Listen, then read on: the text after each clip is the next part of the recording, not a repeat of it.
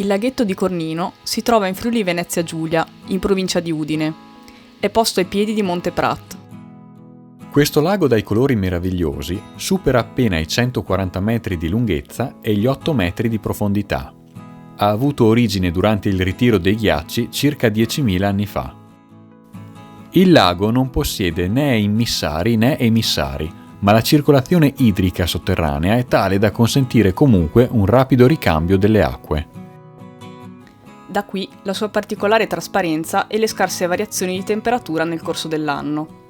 La temperatura delle sue acque varia infatti dai 9 gradi invernali agli 11 gradi estivi. Queste caratteristiche permettono di classificarlo come lago oligotrofico, cioè povero di sostanze nutritive.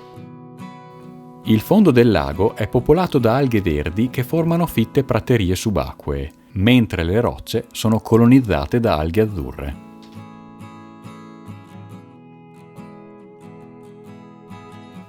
Dal 1987 la zona circostante il lago rientra in un progetto di ripopolamento del grifone, il cui scopo è la reintroduzione della specie sulle Alpi orientali.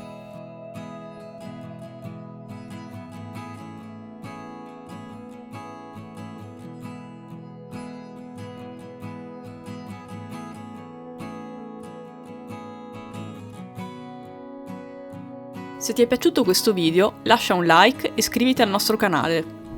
Seguici anche su Facebook e Instagram.